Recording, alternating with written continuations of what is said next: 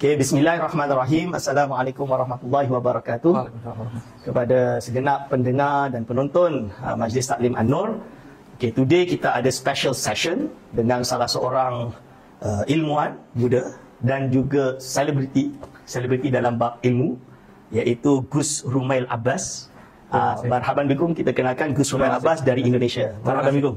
Terima kasih. Alhamdulillah. Jadi sebelum kita nak pergi panjang dalam discussion pada hari ini, Gus Rumail akan mensyarahkan dalam bahasa Indonesia. Saya cuba nak dialog dengan beliau dengan bahasa Indonesia. Jadi for those who do not understand, kita hope nanti mereka akan letak subtitle bagi some of the words, insyaAllah. So sebelum mula, saya kenalkan, ini Gus Rumail Abbas. Dia seorang ilmuwan muda kita dari Indonesia. Dia sebelum ni saya tak begitu berkenalan dengan beliau, tapi hanya dapat melihat presentasi beliau yang sangat ilmiah ketika polemik nasab berlaku di Indonesia, iaitu nasab Ba'alawi.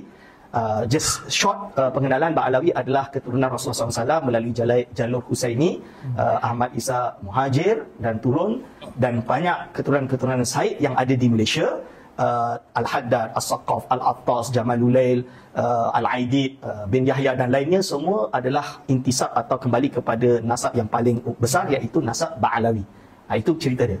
So di Indonesia baru-baru ini berlaku polemik 2-3 tahun yang lepas tentang ada yang usaha nak membatalkan nasab Ba'alawi. Berarti kalaulah diterima pembatalan tersebut, maka nescaya ulama-ulama, mufti-mufti Malaysia dulu yang daripada Said Ba'alawi akan terbatal, dan keturunan-keturunan raja yang daripada Ba'alawi akan terbatal, dan bahkan lebih dari itu adalah guru-guru kita semua, termasuk di IIUM, kerana salah seorang rektor di Universiti Islam Antarabangsa adalah Ba'alawi. Oleh sebab itu, insyaAllah perkenalkan diri dulu Gus Rumail Abbas, dan nanti kita mulakan soalan, insyaAllah. Assalamualaikum warahmatullahi wabarakatuh. Kalau nama asli saya Ahmad, Ustaz. Dipanggil Rumail Abbas karena nama pena. Jadi sejak sekitar tahun 2009 saya sebagai penulis, cerpenis juga, dan penulis artikel. Nama itu diberikan guru, dan mungkin itu ada semacam takdir bahwa orang yang dibatalkan masa sekarang untuk konteks Ba'alawi itu kan Ubed. Nama aslinya Abdullah. Ditasgir, nama saya Ahmad, di belakang nama belakang saya itu Ramli. Dan waktu itu guru saya memberikan pelajaran sorof, nahwu sorof di Alfiyah, itu tasgir kan Fu'ailun. Jadi ada kedekatan, mungkin takdir mungkin dari Ubed menjadi peneliti yang cukup serius untuk nama ini adalah Rumail. Nama itu yang kadang-kali membuat saya, ya mungkin ada mitologi di sini. Ada orang yang cukup serius dan punya nama atau pola nama yang sama. Nah, untuk keseriusan saya untuk konteks Ba'alawi sendiri itu ada 3 hal atau 3, 4, 5, mungkin sepanjang nanti biar saya jelaskan. Teringat waktu sekitar beberapa puluh tahun yang lalu, 80 atau mungkin 70-an itu kan ada orang namanya Yusuf Shah. Yusuf Shah itu tokoh yang cukup terkenal, dan waktu saya kuliah S1 itu nama itu cukup masyhur. Dan disandingkan dengan satu ulama dari Saudi kalau nggak salah, namanya Mustafa Al-Azumi.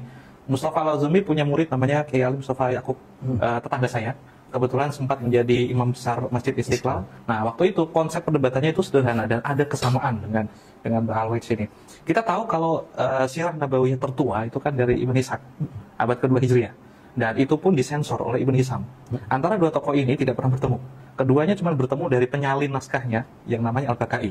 3 orang ini cukup problematik menurut Shah karena tidak pernah sezaman dengan Nabi Muhammad. Bagaimana mungkin, ini premisnya, bagaimana mungkin kita menceritakan kisah Nabi, kita mempercayai kisah Nabi yang ditulis oleh orang yang hidupnya 200 tahun setelah baginda Nabi. Bagaimana cara memvalidasinya? Nah, hal yang sama kan juga punya kemiripan dengan konteks Ba'alawi ketika catatan pertamanya itu baru dimulai konon dari Sayyid Ali bin Abi Bakar Sakran abad ke-9. 895 Hijriah. Sementara orang yang ditulis itu kan Imam Ubaidillah itu wafat sekitar abad ke-4 Hijriah. Ada separuh milenium jarak antara pencatatan pertama dan tokoh yang dibahas. Ini bisa berakibat di banyak hal. Pertama, untuk urusan nasab, pembatalan nasab tidak boleh longgar. Pembatalan nasab juga termasuk dosa besar juga. Yang pertama. Yang kedua, untuk segi keilmuan. Seluruh pondasi Islam itu kan diriwayatkan, disanadkan, dan tidak ada satupun catatan. Tidak ada bukti material yang sezaman. Itu nanti akan mengikis kepercayaan umat muslim terhadap apakah bisa mempercayai hadis Nabi yang diriwayatkan kita di masa sekarang. Itu pun baru ditulis oleh Imam Bukhari di abad kedua. Kita tahu Imam Bukhari dengan baginda Nabi jaraknya kan hampir 200 tahun lebih.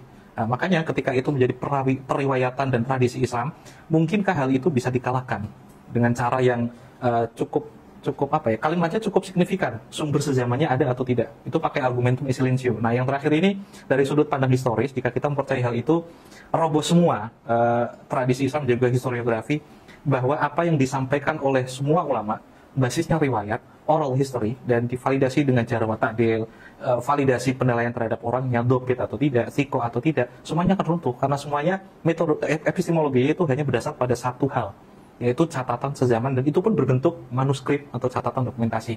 Makanya ketika ada orang yang bertanya apa motivasiku sebenarnya sederhana. Apa yang saya lakukan untuk Mbak Alwa itu merembet ke keilmuan yang lain. Pada dasarnya semua nasab itu kan diriwayatkan dari orang tuanya lagi, dan semuanya itu tidak akan berdusta kecuali memang ada syuhra wasifadah yang memang bisa dibatalkan, maktulah. Nah, keilmuan itu bukannya harus divalidasi dengan cara yang konyol. Keilmuan itu kan ya ilman bi ilmi, harus dijawab dengan cara yang sama. Mustafa Al-Azmi saya sebut itu untuk inspirasi karena dialah mungkin di antara sekian banyak ulama yang berusaha mencari catatan itu, meladeni itu. Terlihat konyol, tapi kalau dilihat secara baik, akhirnya dari Mustafa Al-Azmi kita bisa mendapatkan surat dari Nabi yang dikirimkan kepada Heraklius. Kalau tanpa Mustafa Al-Azmi mungkin kita tidak akan tahu bahwa yang ditulis oleh Imam Syafi'i itu ternyata hilang 1 milenium lebih dan akhirnya ditemukan oleh orang yang namanya Ahmad B. Al-Husaini. Kalau tidak ada dia, mungkin nama Imam Syafi'i atau mungkin ya dalam bentuk kutipan. Khawatirnya kalau Imam Syafi'i sebagai pendiri mazhab itu tidak punya manuskrip sezaman, ya kitab babunya itu tidak ada dan tidak pernah divalidasi. Lantas Imam Syafi'i menjadi apa? Apakah figur yang fiktif? Apakah figur yang ahistoris? Tidak, orangnya tidak ada, tapi kitabnya kok beredar. Kedua hal inilah yang membuat saya terdorong untuk mencari manuskrip sezamannya. Minimal ada dua hal. Pertama, bukti bahwa periwayatan yang sekarang, meskipun belakangan ternyata punya konsistensi dengan masa lalu. Terus yang kedua, periwayatan sekarang meskipun tidak sezaman, ketika divalidasi dengan epistemologi yang sama dengan tradisi Islam, ternyata semua ceritanya, kontennya, matanya mirip. Sekadar bukti sekitar tahun 635 Hijriah, jauh sebelum Said Ali bin Abi Bakar As-Sakran itu menulis kata ubed, saya nemu satu manuskrip dari Ibn Hasan, dari Ali bin Jadid, menuliskan kata yang spesifik dengan ubed. Ini artinya apa yang ditulis pada abad ke-9 konsisten dan sama dengan catatan personal yang dimiliki oleh orang di masa lalu. Nah, kelas seperti itu. Now kita pergi ke yang tadi, yaitu Al-Jadid telah menulis. Boleh explain pembuktian bahawa Al-Jadid, siapa dulu Al-Jadid? Lalu manuskrip yang Gus Rumail ketemu, dan apa signifikan daripada manuskrip ini, bahas apa sebenarnya? Saya mulai dari konsep sumber sezaman terlebih dahulu. Nanti khawatirnya konsep sumber sezaman itu apapun yang sezaman dengan peristiwa terjadi itu sahih. Pada dasarnya itu tidak seperti itu. Sumber sezaman penting, tapi kalau semua hal harus berdasarkan sumber sezaman, itu naif. Tidak ada satupun di masa sekarang sejarawan yang memakai istilah seperti itu. Bahkan argumentum silencio tidak lagi dipakai karena itu terlalu konyol. Ada satu komedi dari pakar di barat, kalau apa yang disebut dengan sumber sezaman itu pasti valid, itu keliru. Kayak di Amerika itu punya komedi namanya telepon. Jadi kayak 4 orang 5 berbaris, terus 1 orang bicara tentang satu hal, sampai ke yang paling mentok apakah sama. Dikiranya sejarah periwayatan hadis itu seperti itu, bahwa cerita orang kelima diteruskan ke 4, 3, 2, 1 dan ternyata berbeda. Nah, untuk konteks itu, ketika saya mencari beberapa manuskrip, ada 2 atau 3 motivasi, Ustaz. Yang pertama itu memvalidasi nama tersebut, benar atau tidak, sesuai konsisten periwayatannya atau tidak. Dan kedua, untuk urusan historiografi. Kadangkali tulisan di masa lalu itu bisa menyibak beberapa hal yang mungkin tidak diketahui oleh ilmuwan di masa sekarang. Semua orang juga sepakat, bahkan ilmuwan, bahwa sumber sekunder yang tidak semasa dan bukan primer itu bisa dipakai. Hanya saja bias itu bisa terjadi. Ketidaktahuan informasi di masa lalu yang basisnya riwayat itu kan perlu divalidasi. Makanya ada satu hal yang mungkin cukup menyinggung habaib ketika beberapa isu itu ternyata ditemukan validasinya. Beberapa hal yang sifatnya cerita yang rekonstruksi masa belakangan akhirnya bisa divalidasi dengan sumber di masa lalu. Ada yang pertama tadi itu validasi kontennya, terus yang kedua kebenaran historiografinya, kebenaran kisahnya di sana. Nah, Ali bin Jadid itu seorang muhadits, wafat sekitar tahun 620. Dia seorang dosen di Oman, sekarang berarti di Oman, yang punya banyak murid. Akan tetapi tidak ada satupun yang menceritakan kisahnya kecuali 200-300 kemudian. Masalahnya, hadis dia dari Ali bin Jadid itu muncul dari beberapa ulama yang seperti Syekh Yasin Al-Fadani, terus Salim bin Jinda yang menulis beberapa hadis yang diriwayatkan dari Ali bin Jadid. Ketika saya mencari apakah orang ini benar-benar muhadisin, kisah dari para sejarawan itu kan perlu diperkuat. Bukan mencukupkan diri dengan apa yang dikatakan oleh ulama, tapi apakah sebesar itu namanya? Hingga akhirnya, tentu saya harus berangkat dari skeptisisme, hingga akhirnya saya menemukan sebuah riwayat dan bentuknya musnad, diriwayatkan langsung dari muridnya, Umar bin Ali At-Tibai. Dia itu Raja Yaman, murid langsung dari Ali bin Jadid, meriwayatkan hadis dari gurunya dan menuliskan nasab gurunya yang dinakal dari Bikhotih. Ali bin Jadid menuliskan silsilahnya, nasabnya sendiri sampai Ubed bin Ahmad bin Isa, dan ditulis ulang oleh ahli hadis sekaligus sejarawan dan Raja Yaman waktu itu yang wafat sekitar 637 Hijriah. Tulisan itu tentu saja ditulis sebelum tahun 620 karena Ali bin Jadid wafat 620. Logika itu akhirnya membuat saya, apa yang menjadi basis kita untuk beragama, untuk tradisi Islam dan basisnya riwayat, ternyata tanpa harus kita mencari sumber sezamannya, akurat dan konsisten. Hal yang sama bisa terjadi di banyak hal, sejarah, sirah nabawiyah, hadis, Sahih Bukhari dan Muslim, ya semuanya tidak sezaman. Tapi epistemologi untuk menyaring informasi itu ternyata ya cukup untuk membuktikan apa yang disampaikan Nabi lewat Imam Bukhari sama. Begitupun dengan nasab. So, boleh terangkan sedikit tentang manuskrip ini ketemunya di mana? Ya. Ini panjang kalau ini manuskrip itu. Apa-apa, panjang juga, oke. Perjalanan ini panjang banget karena manuskrip itu awalnya tidak saya cari, tapi ketika melihat beberapa orang menyimpulkan bahwa tidak ada sumber sezamannya, saya terinspirasi dari Syekh Mustafa Al-Azumi untuk mencarinya.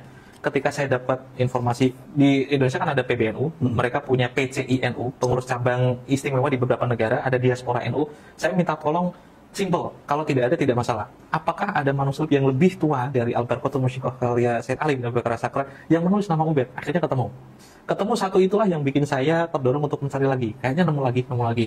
Manuskrip pertama yang saya dapatkan itu karya Al-Khatib, Abdurrahman Al-Khatib yang wafat sekitar tahun 820, ditulis tahun 820. Itu tertulis secara verbatim di kitabnya Darus Safaf. Ada 2 naskah dan itu ada di Yaman. Terus ketika ada pembatalan Ba'alawi memakai kitab Asy-Syajarah Al-Barakah yang disabad masukkan fil Fakhruddin Ar-Razi yang wafat tahun 600-an atau abad ke-7 Hijriah itu, manuskrip itu kan manuskrip biasa, tapi maknanya yang berbicara. Ada satu tesis katanya jika tulisan ahli nasab memakai jumlah ismiyah atau kalimat nominal, maka itu beristilah atau bermafhum hasr. Kalau anaknya 3 dan Ahmad, Ali, dan Husain, maka jumlah anaknya Imam Ahmad cuma 3. Ahmad, Ali, dan Husain. Selain itu tidak ada kemungkinan yang lain. Untuk memvalidasi itu, sekaligus apakah benar di sumber sezamannya, apakah benar itu ditulis Fakhruddin Ar-Razi atau tidak, saya kan perlu muqabalah. Manuskrip itu ada di 5 tempat, ada di Hyderabad, ada di Madinah, ada di Iran, ada di Taif, ada di satu lagi tuh di kampus, salah satu kampus di Mekah. Semuanya saya cari. Untuk memvalidasi itu tentu ada kajian filologi dan ilmu pengetahuan penting. Hingga saya menyimpulkan bahwa kitab ini, Al-Barqatul Musyikoh, ada yang lebih dulu, menulis nama Ubaid. Dan ini ditulis oleh orang yang thiqah, sejarawan. Al-Khatib itu kayaknya di Hadrami sangat terkenal. Hanya orang ini saja, kabilah ini saja yang menjadi khatib. Mbak Alwi tidak. Bahkan Mbak Alwi mengkaji ke sana. Istilah yang dipakai kadang masaih. Ya, masaih. Mbak Alwi berguru dengan orang lain, yang non-sayyid, dan diberikan panggung untuk menjadi khatib. Makanya kan kabilah itu disebut Al-Khatib. Orang itu sikoh menceritakan kisah gurunya, kisah orang yang semasa dengannya, kisah dari guru-gurunya, berarti kan guru kakek. Cerita itu ternyata konsisten juga dengan beberapa manuskrip yang saya temukan seperti Ibn Hasan, yang ditulis tahun 790. Ketika mengisahkan orang yang bernama Muhammad bin Ali Al-Faqih Al-Muqaddam yang katanya itu ahistoris, ada periwayatan berdasarkan seperti hadis katakan, riwayat A, hadatsana an, Muhammad bin Ali Al-Faqih Al-Muqaddam. Cerita itu konsisten dengan semua sumber, baik sezaman ataupun tidak, hingga saya konfrontasi dengan manuskrip 606 itu dari 620 dari Al-Bin Jadid, semuanya tidak ada yang berbeda. Bahkan klaim tidak ada, ya kan katanya kan ada rekonstruksi nasab yang dibuat belakangan untuk memvalidasi tokoh yang tidak ada biar jadi ada. Sebelum orang yang diklaim atau dituduh mengada-ngada tentang nama itu, sebelum lahir malah, kitab yang saya sebut Asy-Syajarah Safaf yang ada 2 itu, yang pertama di Yaman, yang satu di Madinah. Bukan di Madinah, di Saudi Arabia itu. Ada yang lebih tua, ditulis atau disalin sekitar tahun 1200 Hijriah, dan itu berdasarkan kitab sekitar tahun 900-an Hijriah. Semuanya konsisten, tidak ada yang berbeda. Dari segi barang materialnya saja juga, isinya identik. Memang tidak bisa saya sebut mirip, sakat nasa itu ada. Ilmu pengetahuan bisa menyelesaikan itu. Tapi kontennya tidak ada yang berbeda, signifikan pun tidak. Makanya yang paling pertama itu untuk membatah fitnah yang muntasyir sampai Indonesia secara umum. Apa yang disebut sebagai fitnah itu kan tidak perlu menjadi baru untuk menormalisasi fitnah ya. Said Ali difitnah sebagai orang pertama yang mendustakan nasab Mbak Alwi yang punya leluhur namanya Ubaidillah. Setelah ditemukan bukti materialnya, meskipun riwayat tidak diterima, apa yang seharusnya terjadi? Orang yang berakal, Muslim yang berakal, pasti akan mengetahui bahwa ada yang salah dari fitnah itu. Ketika ada manuskrip yang ditulis tahun 820, itu Said Ali baru 2 tahun. Balik saja belum, mumayyiz saja belum. Sudah ada orang, ahli sufi juga, terus ahli hadis, seorang yang punya Al-Khatib, punya privilege yang digurukan oleh para sadah Hadrami di masa itu, yang menuliskan nama yang verbatimnya itu Ubaid dan Ubaidillah. Ya, saya mendorong orang-orang ketika fitnah ini sudah ada bukti materialnya, bagi Muslim yang punya zaukun salim, yang punya keimanan, yang punya dorongan untuk mencari kebenaran, ya seharusnya jelas mengatakan bahwa ini ada fitnah dan orang ini salah. Itu minimal seperti itu. Oke. So, dengan adanya manuskrip, manuskrip yang tertua tadi adalah 820 kan? 600. Tapi ini bukan manuskrip, ini manuskrip yang disalin oleh Al-Khatib, betul? 620 itu ditulis oleh Umar bin Ali At-Tibai, At-Tibai, Raja Yaman. Raja Yaman. Ya Al-Jadid menceritakan tentang Al-Jadid. Murid dari Al-Jadid. So Dan ini itu hadis. adalah seorang Raja Yaman menulis sejarah gurunya Al-Jadid. Yang Al-Jadid ini mengambil ilmu atau keturunannya sampai kepada Ubaidillah yang sampai kepada Ba'alawi. Berarti kalau Ubaidillah itu tahunnya berapa? Yang beliau berarti sekitar tahun 380, berarti abad ke-4 Hijriah. Ali bin Jadid itu keturunan dari Imam Ubaid tapi dari jalur yang berbeda. Validasinya kan dari nasab yang ditulis orang di masa lalu. Ba'alwi itu dari Alwi bin Ubaid bin Ahmad bin Isa. Kalau bin Jadid, seperti bin Jadid bukan Ba'jadid, itu dari Jadid bin Ubaid bin Ahmad bin Isa. Ada juga saudaranya dari Alwi yang namanya Basri. Ketiga orang ini yang disebut, yang mentasyir keturunannya disebut Ba'alwi dari Alwi saja. Dan Jadid itu cabang dari yang lain dan marganya bin Jadid. Gitu. Jadi mereka itu sepupu Ibn Am. Jadi mereka ini bukan fiktif, tapi memang betul-betul wujud. Dan semua orangnya ada dan diiktiraf. Dikenal, ma'ruf, mustafad. Kami telah hadis. So dengan adanya kajian Gus Rumail ni, alhamdulillah kita boleh cantum all the puzzle lah, kita panggil bahasa Melayunya, boleh dicantum dan kita boleh menemukan bahawa sahih nisbahnya Ba'alawi sebagai keturunan Rasulullah SAW. Bagaimana dengan keputusan dan hasil kajian ini sekarang pada hari ini di Indonesia, gimana euforianya? Menyelesaikan atau belum? Atau masih gimana? Gini Ustaz, untuk resolusi sebenarnya saya sebagai warga sipil atau mungkin dari intelektual dan akademisi tidak akan bisa memastikan seberapa bagus saya untuk menormalisasi kasus ini. Tapi minimal saya sudah berusaha dari jalan yang paling benar. Sebagai ahli ilmu, ya kita bicara tentang ilmu juga. Kalau memang masyarakat tidak menerima, ya wallahu a'lam, itu urusan mereka dan hati nuraninya.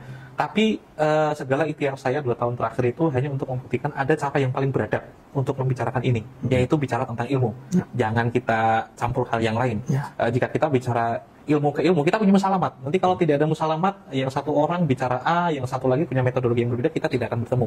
Selama hal itu saya sampaikan terus-menerus, yang bisa saya lakukan hanyalah ikhtiar. Jika memang masyarakat tidak menerima, itu menjadi urusan hidayah mungkin dan hati nuraninya. Tapi bagi masyarakat yang punya akal, yang punya hati nurani, yang punya logika yang baik dan rasional, ya saya berharap mereka melihat ini sebagai tradisi Islam yang layak untuk diperhatikan. Karena kita kalau memisahkan antara sains dan juga ilmu pengetahuan tradisional, setelah dibuktikan secara material pun ya ternyata ada kok. Jadi apa yang disampaikan oleh guru-guru kita tentang tradisi Islam yang semuanya berbasis riwayat, divalidasi dengan cara yang sangat tradisional, ternyata juga bisa mewakili peristiwa yang faktual di masa lalu. Minimal seperti itu, Ustaz.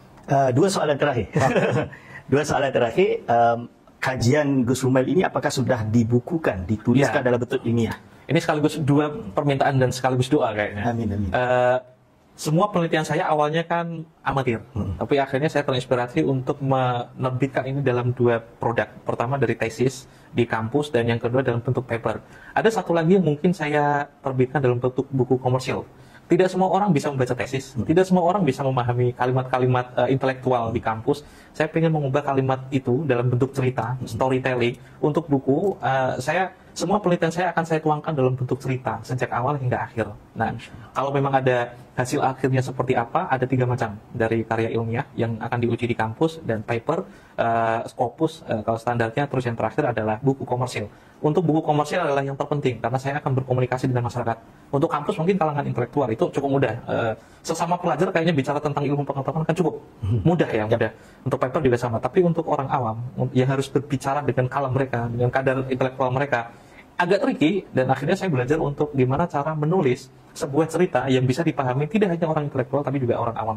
Tapi saya pastikan semua isinya adalah akademis, semua isinya diuji oleh pakar, semua isinya adalah valid dan sesuai dengan metodologi penelitian. Itu saja. Last question. Very last question. Kerana waktu tak banyak, tapi soalan ni perlu kita dapat pencerahan, terutama di Malaysia. Ada yang isukan Ba'alawi ini tidak sahih nisbah kerana tidak berani tes DNA. Oh ya. Dan bagaimana validity DNA? Is it really important dalam testing? Ini termasuk yang saya kaji di tesis. Jadi judul saya itu membandingkan 2 epistemologi yang berbeda. Genealogy secara tradisional, dan 2 epistemologi tentang Y-DNA atau Y-kromosom. Saya tidak punya kepakaran di sana, tapi dalam tesis saya akan menceritakan ini secara histografi dan wawancara dengan 4 pakar. 4 pakar itu pada rencananya saya akan berikan pengetahuan bahwa di Indonesia atau mungkin di tempat lain ada fenomena yang kemungkinan bisa mendobrak tradisi.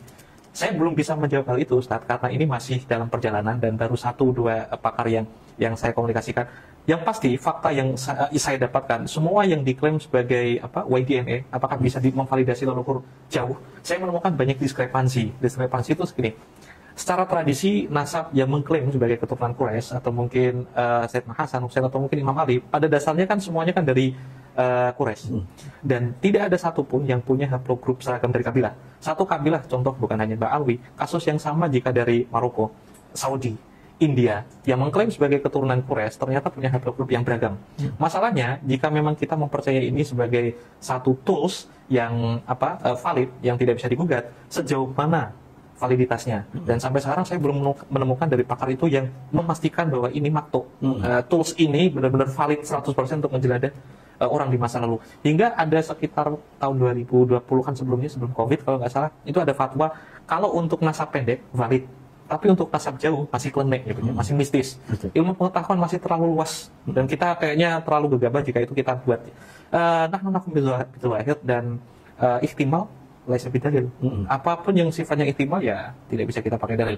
Mungkin kelak 20 hingga 50 tahun kemudian KTP kita atau identity card kita mungkin bukan bentuknya kartu, tapi DNA kita, tapi masih jauh.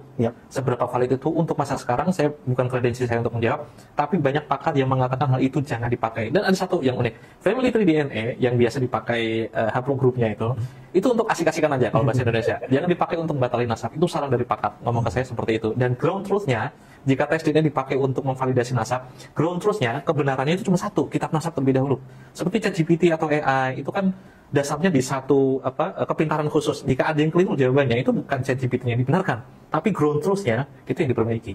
Kayaknya kita untuk masa 2025 sampai ke sana untuk tes DNA, dan saya belum menemukan kecuali beberapa orang yang mengatakan bahwa validitasnya sampai 90%. Kalau itu dipercaya berarti banyak kabilah yang harus kita batalkan. Kalau membatalkan nasab dengan cara yang muktamal, itu bukan tradisi Islam, bukan tradisi intelektual Islam.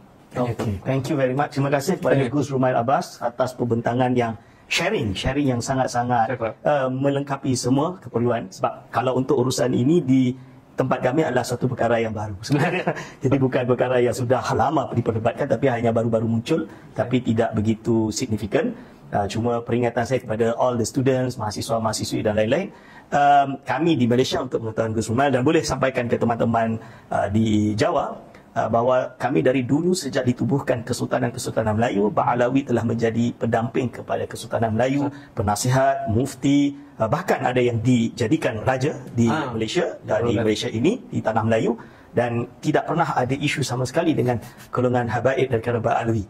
So oleh sebab itu kita harap di Malaysia tetap istiqamah sama, kita saling mencintai sesama Muslim, dan kita kuatkan erat agama yang sama, dengan harapan insya-Allah kita semua husnuzan sesama sendiri. Aku qauli hadza, astaghfirullah li wa lakum. Wassalamualaikum warahmatullahi wabarakatuh. Waalaikumsalam warahmatullahi wabarakatuh.